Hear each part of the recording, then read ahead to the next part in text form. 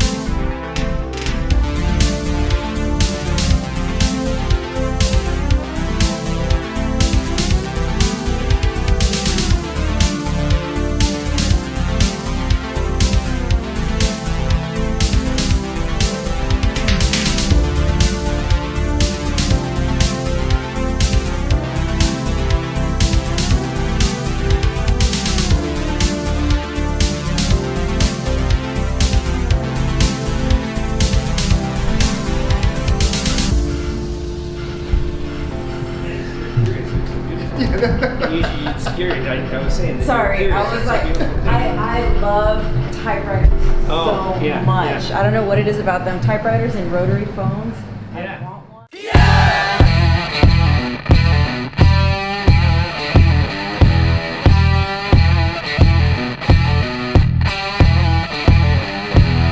Hello, listeners. This is Ef'n with Victoria Muniz, and we have a very special guest today with us.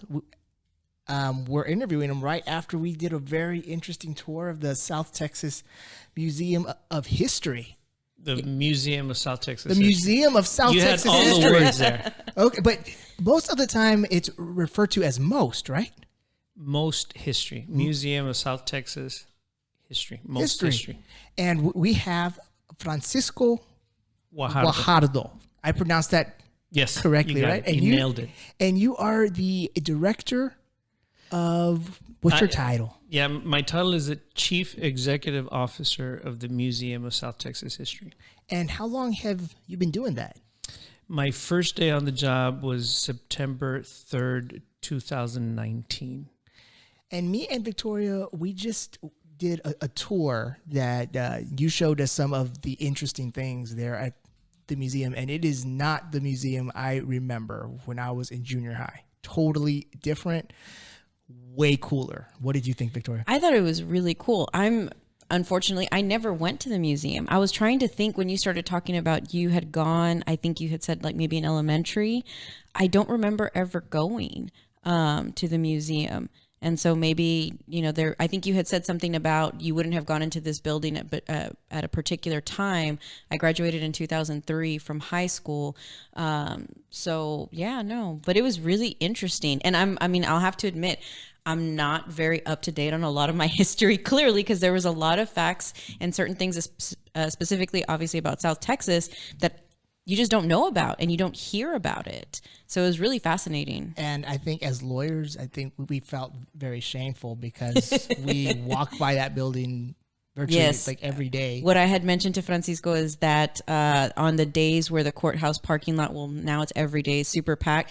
There's some space on the street, and that's the closest I've gotten to the museum. Yes. But I'm really glad that we actually had the opportunity to go and look at it firsthand. So the only thing that most lawyers know like about it is you do not park there. Right. So, Francisco, can you tell us what's going on with like the museum, because it's recently been like renovated, right? There was one renovation that happened that was just completed here in the last 7-8 months. That renovation was specific to the old 1910 jail, which was built in 1909-1910 as the Hidalgo County Jail. So that required a capital campaign. And so there was a restoration of the jail. And so the jail has a historical marker, a Texas historical marker, but it's now primed to be on the National Register. So that is actually of national importance. But I think that your question is really about the other renovation. And so the museum, when it was founded in the late 60s, is when, some folks who came into the leadership created the Articles of Incorporation to create it as a 501c3, a nonprofit organization. In 1970, it opened its doors. When it opened its doors, its facility was really the old jail, the 1910 jail that is ceased to be a jail in 1922. Then the county built another jail that was just torn down here in the last year and a half or so, a couple blocks from where we are now.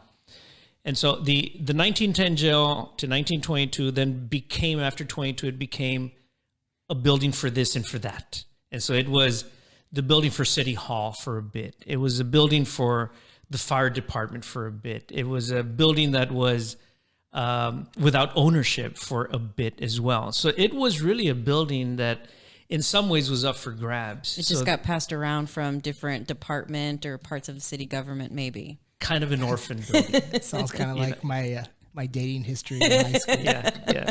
So maybe we can do an exhibit on your dating history at the museum. Oh no. But it wouldn't be that extensive. No, it wouldn't be. the shortest exhibit in the history. Shortest exhibit. So the museum then acquired in the late 70s an old HEB. That previous to that was a Piggly Wiggly supermarket. And so that building we still own. And so the old museum then needed to do something about showing its artifacts, showing its stuff. And so a capital campaign then was undertaken in the 1990s, actually in 1998, between 1998 and 2003. And so then in 2003, the museum expanded. And so that expansion was what you saw this afternoon. So you saw the River Legacy exhibit. And so the River Legacy exhibit has 3 parts: River Frontier, River Highway, the steamboat, and the River Crossroads. And so the Crossroads, I think, is very important here. And I think that, as you are doing kind of a mea culpa, right? As lawyers, we don't know about this, and we walk by there every day. And so this is where not only you who are in the legal profession need to know about this, but I think that everybody needs to know that, just like the name of the River Crossroads, I mean, we can make an argument, and I think we can make a persuasive argument, that this here, where we are, is really the crossroads of the Americas. Yeah, that's true. So when you were kids and then studied history or social studies or whatever it may have been, maybe in high school, and then you went to college and took a history class or two, you remember this thing called manifest destiny. Mm-hmm. That the American rhythm is really movement from east to west. All right. So that's in many ways been the ideal. It's been the identity of the American experiment and of the United States. Well, I can argue now that manifest destiny is from south to north. The path of this country is not east to west anymore. and the emerging identity just because of demography, and how the thing is shaping up. Americo Paredes, a guy from Brownsville, many years ago when he wrote this very famous book entitled With His Pistol in His Hand about the Ballad of Gregorio Cortés. Fascinating case study. Americo Paredes wrote in that book that there is a greater Mexico. He said this in 1958, 1959, a greater Mexico, where Mexican people are actually manifesting, their own, not only presence, but culture, traditions, experiences in upstate New York, in Alaska, in Wisconsin, in the Dakotas, in Idaho. There is a greater Mexico that today is absolutely palpable. It's like you can't miss it. You can't go anywhere in this country without seeing greater Mexico being expressed. Well, that is part of this kind of movement in this country that is not east or west anymore, as the American identity would have us, learn about, right? I think there was a time in history where, there was some legitimacy to that. Well, where the legitimacy is now is that the fact that somebody named, Molina, and your last name is Muñiz. And Muñiz can be doing a podcast for the world to see. This is the new way that there is this not only democratization, but almost like this undeniable inclusivity. It's like, you know what? People can't contain you anymore. Now, and so part of that, like you can't contain you anymore, is like this rhythm of this country. And this happens to be the crossroads. And if you want to understand that, you somehow have to immerse yourself in an understanding of history. Somehow. Otherwise, you are like really interpreting things, including interpreting the law, in ahistorical ways. Like, what's your grounding? And you are kind of like the gatekeeper now as the director of the museum of our local history, right? Sort of. I mean, he's like, I don't. He's humble too. He's No. I mean, no humility in my comeback here. Gatekeeping is a loaded idea. Gatekeeping, I think, is also very suggestive of, this value system that I'm going to keep certain people out and certain people come in. And maybe that's been the history of certain quarters, in this country and certain institutions and that sort of thing. But I mean, I would like to see and say that our museum is an open door. It is a nonprofit organization. It was founded back in 1970, as I said. But it is also, I think, a place for the people, a place for the community. Our mission calls for, the kind of the cultivation and examination, but also the preservation of history and culture of South Texas and Northeast Mexico. That's kind of an expansive swath, right? But it is a highly, highly consequential part of the world, certainly part of the Americas, because I'm telling you, this is the crossroads. And yes, I do have a leadership position, so my position is an important position. I mean, your positions are important positions. My position is an important position because in many ways, I am like that window, for a lot of folks, I mean, the people I work with and the institution itself is like a window, to see into the past. But more importantly, I think we are a mirror. Because I think one of the coolest things, Francisco, was I've done some of these museum tours where you put the headphones on and you walk around. Like some of them, they get Morgan Freeman to, narrate stuff. But that tour that we took with Francisco, I think he was like the highlight of the tour, sure. Right? I mean, because you talk about it with so much passion and you make it, not that you make it sound interesting, because it is interesting, but you can tell how much you just love the history. Are you originally from this area? I was raised in Elsa. Okay. So I went to Ed Calchosa schools. My father is from rural Nuevo León. Oh, okay. And my mother was from rural Tamaulipas. And so, they met in 1957, married in 1960, had 4 boys. And all 4 boys were born in Rio Bravo, Tamaulipas. Mm-hmm. And so my parents decided to come across when I was 4 years old. And so we came across and we eventually settled in Elsa. And so all of my brothers and I are, products of Ed Calchosa ISD and the Ed Calchosa community, which is a beautiful community. I mean, it's a community that just like took care of us and, you know, moved us and inspired us. And then my parents were like the quintessential storytellers. You know, in fact,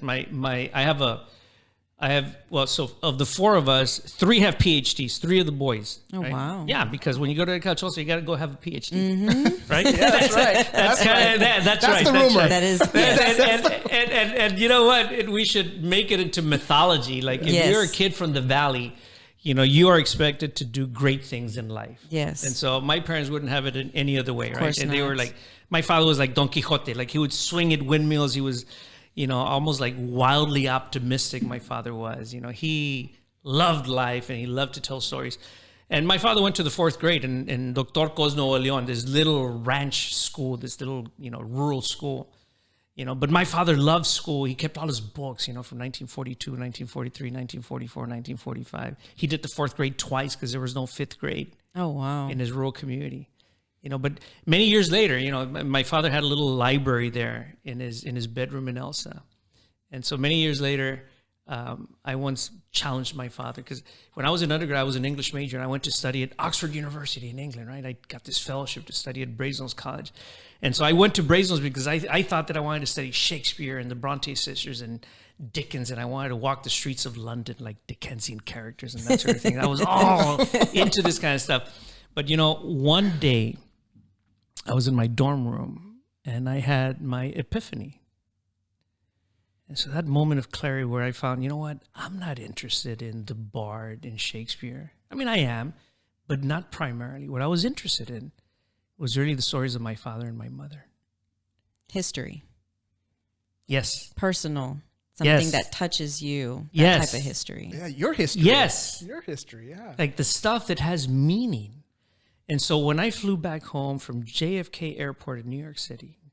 Now, Francisco, I want to stop you there. Yes. Because there's going to be some people that are listening thinking, come on, you're from the valley. The valley's a boring place. We have no history. It's just a Yeah. bunch of brush. Oh my God. Well, No, that's a perception, but it is, I think, a perception that is so inaccurate.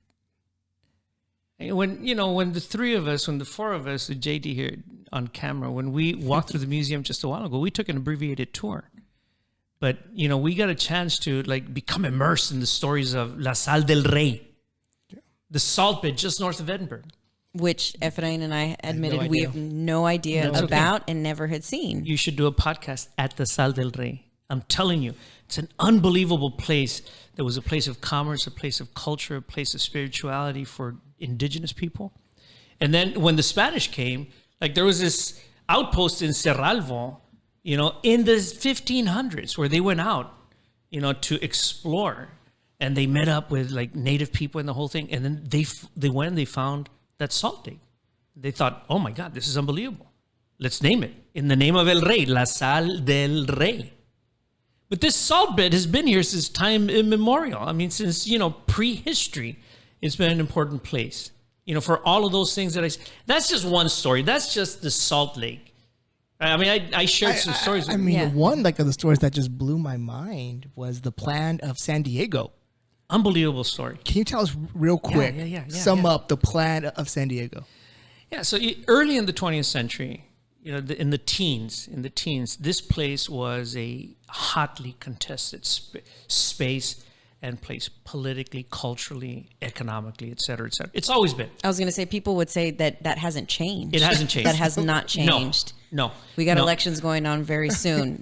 It's Right pretty across hot. from the museum, people yelling. Yes. Yeah. I mean, you know, in local elections, but also national elections. And I would even say that with international importance. Oh, I mean, definitely. South Texas has always been a consequential place in the chronicle of this country, in the chronicle of the region, et cetera, et cetera. So in 1915, there was a group of people in San Diego, Texas, just a piece up the road here, in San Diego, Texas, who decided to imagine a plan for insurrection. Because they decided, and in their pamphlet, in the Plan de San Diego, they actually wrote that Mexican people were subject to intense discrimination and marginalization and second-class citizenry and that sort of thing. So they decided to do something about it. So they created this manifesto wherein they included all these ideas of, collecting arms and staging some sort of insurrection at some point. They had it all planned out. And this stuff that I'm telling you is all over the literature, by the way. There are books. If you Google search it, you'll find that there are books on El Plan de San Diego.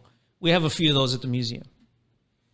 And people have studied this, as really a remarkable part of political history, of social history. And so it just so happened that one of the guys had the leaflet in his pocket, and he went into McAllen, got drunk, was put in jail. And, when they searched his pockets, they found this manifesto, for insurrection, for revolution that would create, this place, right? This the Republic of the Rio Grande. Its own republic. Yeah. So it didn't happen. It was, I think, preempted.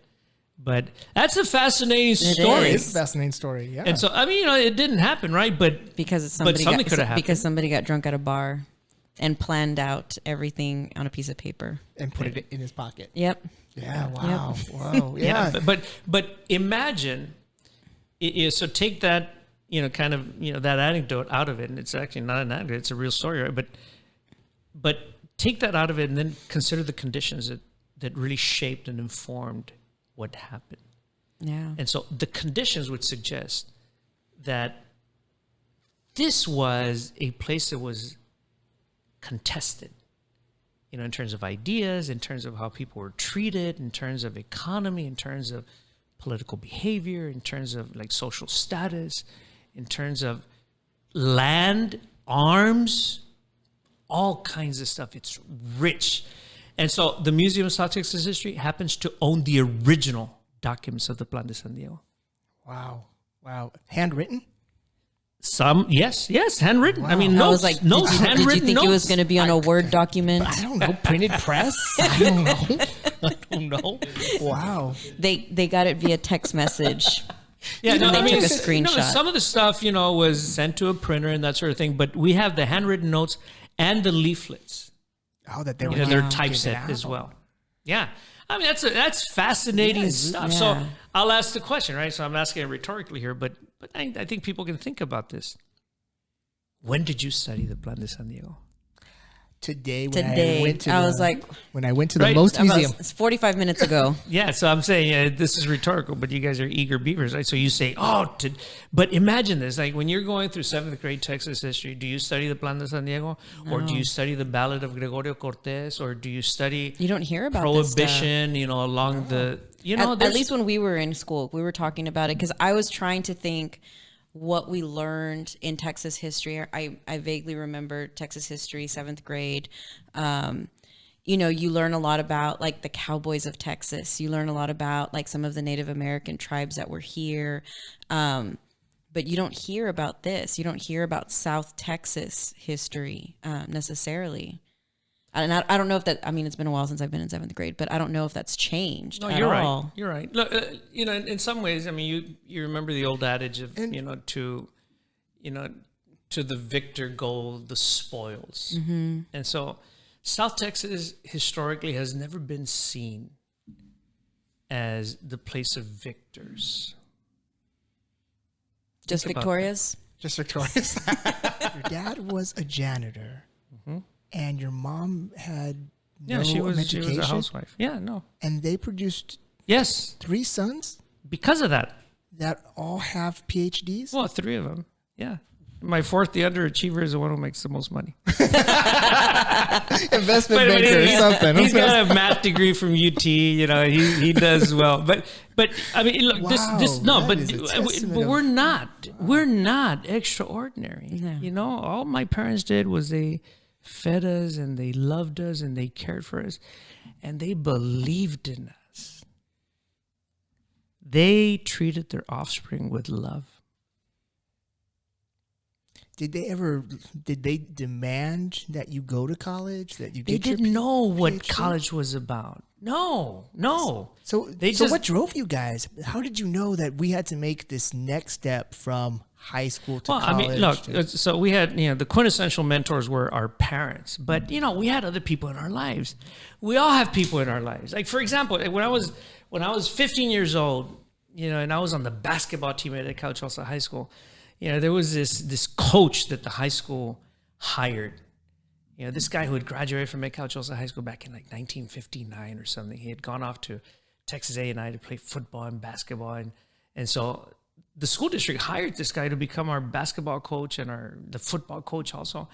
And so I remember first day of basketball practice, this coach sits all the players in a room, and he had a postcard with him. And he showed us a postcard, and he says, you see this? You see this? And so, we're all observing it. It was a postcard of something called the Frank Irwin Center. They call it the Drum. It's this place at the University of Texas where the state finals, the state tournament in basketball is played. So the coach shows us his card, and he tells us, you see this? This is the Drum. This is where the state tournament happens. We will be playing in the Drum. Wow. Imagine that. So you're, a 15-year-old kid, right? Like, Mexican immigrant. I'm just like learning English and that sort of thing. And I'm thinking I'm scrawny. And so my coach is saying this. So what am I to think, right? I was taught to obey, and to listen to my elders. Yeah, sure. No. But I'm thinking, oh, okay. It's going to happen. That's, he's telling us that's says what we're we going to gotta do. do it. We gotta that's do what it. we're going to do. Yeah. That's right. So how do people talk to you? What are the ideas that people, impart and implant, to you and in you? This one guy, like, to me, he was like my father. My father was Don Quixote. This guy was Don Quixote, my basketball coach, Robert Capello. And so he told us that we were going to be able to go. And so so that's what we believed. And so to me, that was a real moment. That was a moment. I thought, oh my God, people can talk like this. Whether it happens or not, people can talk like this. That may be Cappy's dad. Capello? Yeah. Maybe. Robert Capello. Yeah. That's Robert's father. Yeah. Bobby and I played basketball together. I was a sophomore and he was a senior. Yeah. Yeah, Robert Capello. He's one of our followers. He's So an there you attorney go. that we practice with. Yeah. No, you so said I the know, name, and I was like, I know Bobby know that well. name. Yeah, and so so that's a moment for me. Growing up with my father and my mother, and just like being like love all over the place, and then neighbors who were good neighbors, and so that's what you think, right? And so this is why, like, I'm in love with my community, like the Ecachosa community. Oh my God, like they nurtured, they love their children, they love their offspring. Goes back. They love their offspring. But Yeah. McAllen is the same, La Jolla is the same, Edinburgh is the same. All these communities around here. I mean, the adults might fight like hell, but when it comes to kids, yeah, You gotta love you know them. what? Yeah. You love gotta the take care kids. of So surround them with And that means a lot. And so for me growing up, I just thought that I could dream. So, I went off to UT, I did a bachelor's degree, I did a master's degree. I went off, to study abroad and that sort of thing. I come back home. And so when I came back home, to teach and to be Coach Capello's assistant basketball coach. Oh, wow. I knew that you were going to have some type of a teaching. I said this. So I came back home to he become sounds like a teacher. Yes. And so when I came back home to become a teacher, I see all these kids in front of me, and I thought, oh my God, and so I read their papers. I ask them to write their autobiographies, and they give me their papers, and I say to them after I grade them, I'm talking about like 2-3 weeks into my first year teaching, and I'm facing my students, and I say to them, you guys are unbelievable. And I say to them,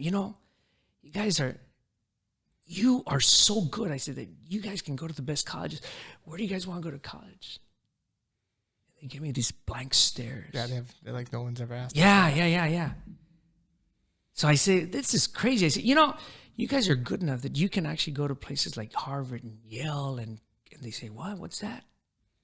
So I tell them, these are Ivy League schools. You guys, from what I read in your stories, are so unbelievable that you guys can go to some of those schools. What's an Ivy? It says, Ivy League schools like Princeton and Columbia, and then this one kid in the back. Columbia, sir, isn't that in South America? So I say, yes, that's a country, but there's a university in New York City a little called different. Columbia University. Yeah. So I say, and then I get this like wild hair about me, right? Because I was also like Don Quixote. Uh-huh. And I told my students, you know what? If you guys believed in yourselves, I would take you to visit those schools. Uh-oh. I see what's coming. I see what's coming. I see what's coming. Yeah, you tell kids something. But, yes, they're gonna hold you to it. My saving grace song was that the bell rang. Bye. When I was telling these kids this story, the bell rang. I go, but then 3 kids came up to me. We want to see the University of Hawaii, sir. That's a good one. So then 3 kids come up to me and they say to me, "Were you serious about that? Were you serious about that?" Yeah. So this was like, I don't remember. I think it was like Jose Luis and Delia and Cristina. They come up to me and they say that. And so I sort of fumble about, right? And I said, you know what? Come after school and let's talk about this. They were calling me on maybe what was a bluff. Well, it just so happened that I had lunch, like a period or 2 after that. And my wife, who was a teacher at the school as well, we had met as undergrads. We got married as soon as we graduated from college. We came back home to teach, right? She's from Edinburgh, I'm from Elsa. So we both went to become teachers at Calchosa High School. So my wife comes during lunch and I say to my wife, I say, "You know what I did?" And I told her the whole story. She said, "What?" She says to me, "Well, if you told him that, you better be good to it. Or be good for it," right? And so she said, you better do something about this. So I began to write something up, and I had a plan for in case they came back. I didn't think they'd come back. Oh, your kids, yeah, they're definitely holding you to it. Yeah, they came back. Of course they did. They came back and they said, "Okay, so what's the story here?" And so by that time they're like, "So which Colombia are we going to?" So I had a whole plan of action. So we're gonna ask the principal to see if this was possible. If he said yes, we're going to go to the school board to see if they give us permission. If they say yes, then we'd go raise money, whatever. So 3-4 weeks later, the principal said yes. The school board sort of laughed, but they said, "That's interesting." They said, "Go ahead. We just can't give you any money." And so I said to them, "That's all we need, just a green light." So we spent the next 6-7 months raising money, selling donuts in the morning, selling taquitos, going to certain orange groves and picking oranges, and selling them at school, writing grant proposals. We learned how to write grant proposals, asking people for money. We raised $12,000 by the end of the year. My wife and I rented a 50-passenger van, filled it with kids, and went across the country to visit Ivy League schools in the summer. God, that is crazy. And 8 of them got into Ivy League schools. These kids from Calchosa. Wow. And we sent them. But you know Jose what? Luis went to MIT. It's because they saw that it was possible. Yeah. They saw they they go and they see it and they're like, look at all these people that are here. Yes. Why not me? What? Why not? Because somebody else is going to get into Yale. Yeah. Why not you? Why not me? Yeah. Why not? And you know why not? Only because you haven't thought of it and you haven't believed it. Yeah. I mean, there's other stuff involved, of course. Yeah, you got to be smart. You got to do the work. You got to have skills. Have to do but the work. we can take care of that. Yeah. Yeah. Because the hardest thing is really about believing. Yeah. If you don't believe, you're not going to do any of it. You're not going to do any of it. It doesn't happen. So, so the first year we sent maybe 6 or 7. And then the next year I took another trip, placed another 7 or 8. And before we knew it, man, we had 40 kids in Ivy League schools. All at Calchosa kids. That's amazing. And by that time we weren't driving, we were flying. And we were catching 3 Broadway shows in New York City, and this driving gets real old. All kinds of stuff. And before long, it was oh my God, this is like a story, right? And so before long, you'd drive down, 107, and you stop at the stoplight, and you see one car in front of you that had a Yale bumper sticker, and then another one in front had an MIT bumper sticker, and then parents began to believe. That's amazing. That because of my coach. That because of my mother. That because of my father. We don't need to go somewhere else to be inspired. Yeah. It's all right here. All the sources of my inspiration are all here. You know what the craziest thing, Victoria, about starting this podcast? At the very beginning, I never thought that we would meet some of these interesting people. Yeah. Right here in our own backyard. And it's funny because Ef'n started talking about this podcast, I don't know, maybe 6 to 8 months ago. It's been a while. And I just thought, oh, okay, sure, you're going to do a podcast. And then it ended up being, he bought all this equipment nobody knew. And we show up and he's like, let's start our first episode. And we do it. And then little by little, and he's been amazing at just finding, people and interesting stories. And then it just, you think about it, it's everybody here in our community has an interesting story. They do. For sure. Like, this is the best place in the world. And you know what, Francisco, you are, I don't know if you know it or not, you are one of the museum's like artifacts. You are an artifact. I mean, what you did to put those kids to open their eyes and do that is incredible. They all deserved and belonged in, like, the most lofty places, in higher education, for sure. No. Yes. I mean, look, we're all artifacts in life. One of Shakespeare's great quotes is that, life is but, a stage and we are merely players. We're all players in this. Now, whether we believe it or not is a whole other question. And so I think that we should believe it. But, you don't believe it unless you have a level of consciousness. You don't have a level of consciousness and awareness unless you talk about it. Mm-hmm. You don't talk about it unless you're set up to talk about it, or you move yourself to that space to talk about it. Right? So, I mean, that's what we're doing now. We're talking about it. That's what we're doing. And as Francisco, thank you so much for meeting with us. We appreciate it so much. No, it's been fun. And thanks for visiting the museum. Hey, so we need to do this at the museum if we can. Oh yeah, So it's set it up there. With you saying that, I can see JD's face just logistically. But look, I mean, nothing's impossible. Nothing's impossible. I mean, after a story like that, I mean, you just got to get into the right mindset and have that one person that believes in you, right? Mm-hmm. Yeah, exactly. So we believe in you, JD. Okay, well, thanks for the invitation. Thank you so much for coming on and spending your time like with us. And I hope that you would accept our like invitation to, if you ever have another like big event or have like something to say, feel free to come back on, and we hope to do some more shows with you. That'd be great. No, I appreciate the invitation. I think that the more we talk about things, the better. Because oftentimes, especially, some issues that are, provocative issues, that sort of thing, we should talk about immigration. We should talk about identity. Yeah. We should talk about our educational system. We should talk about the institutions that are here that we don't even know about, and what kind of, importance they hold. All these things are very important, and we tend to not have public discourses about them. So now, when I got your email, I thought opportunity. Yes, I gotta say yes. Yeah, not really knowing what this is about.